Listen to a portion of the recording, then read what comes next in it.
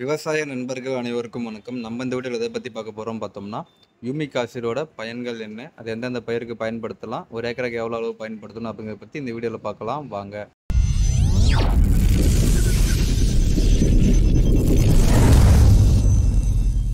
First இந்த யூமிக் acid வந்து எந்த மூலக்கூறு வந்து கிடைக்குது அப்படின்னு பார்க்கும்போது பார்த்தோம்னா, நிலக்கரி சுரங்கத்துல தான் வந்து அதிக அளவு கிடைக்குதுங்க. இந்த நிலக்கரி சுரங்கத்துல நிலக்கரியை வெட்டும்போது கிடைக்கக்கூடிய வேஸ்ட்லேருந்து தான் பார்த்தோம்னா, நமக்கு வந்து யூமிக் ஆசிட் வந்து உற்பத்தி பண்றாங்க.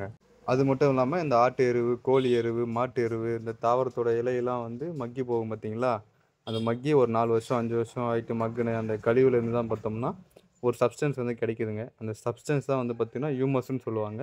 அந்த ஹியூமஸ்லேருந்து தான் பார்த்தீங்கன்னா, நமக்கு வந்து இந்த லிக்விடா வந்து கன்வெர்ட் பண்ணி யூமிக் ஆசிடா வந்து நம்ம உற்பத்தி பண்றாங்க. சிம்பிளா சொல்லணும்னா, நமக்கு வந்து மக்கிய கழிவுகள்லேருந்து தான் பார்த்தீங்கன்னா, நமக்கு யூமிக் ஆசிட் வந்து கிடைக்குதுங்க. இந்த யூமிக் ஆசிட் வந்து பார்த்தோம்னா, மொத்தம் வந்து 3 விதமா கிடைக்குதுங்க. ஃபர்ஸ்ட்டு வந்து பார்த்தோம்னா, லிக்விட் ஃபார்முங்க. இது வந்து லிக்விட்ல வந்து யூஸ் பண்ணும்போது பார்த்தோம்னா, ஒரு ஏக்கராக்கு வந்து 1/2 லிட்டர் வரைக்கும் பயன்படுத்திக்கலாங்க. அதாவது 10 லிட்டர் தண்ணிக்கு வந்து பார்த்தோம்னா, ஒரு டேங்குக்கு 50 எம்எல் வரைக்கும் யூஸ் பண்ணிக்கலாங்க.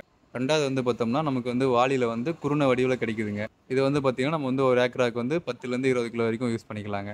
3வது வந்து பார்த்தோம்னா, நமக்கு வந்து பவுடர் ஃபார்ம்ல வந்து கிடைக்குதுங்க. இத வந்து பொட்டாசியம் ஹியூமேட்டுன்னு சொல்லுவாங்க. இத வந்து நம்ம ஒரு ஏக்கராக்கு வந்து பார்த்தீங்கன்னா, 1/2 கிலோலேருந்து 1 கிலோ வரைக்கும் பயன்படுத்திக்கலாங்க.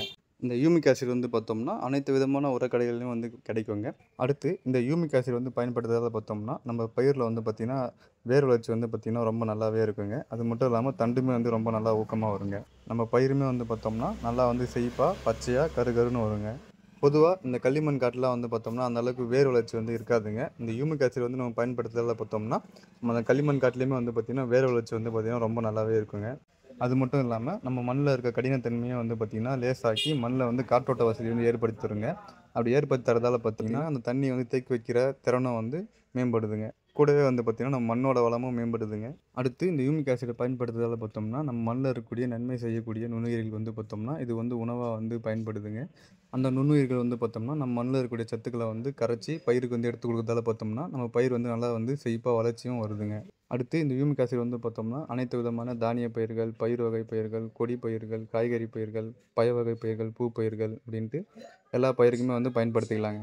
அனைத்து விதமான பயிர்கள்லயும் வந்து பார்த்தோம்னா, நம்ம உரம் போடுறதுக்கு முன்னாடி நடவு பண்ண 10லேருந்து 15 நாள்ல இந்த யூமிக் ஆசிட் வந்து கலந்து அடிச்சிட்டு, அதுக்கப்புறம் வந்து உரம் போடும்போது பார்த்தோம்னா, நம்ம பயிர்ல வந்து வேர் வளர்ச்சி நல்லா இருக்குங்க.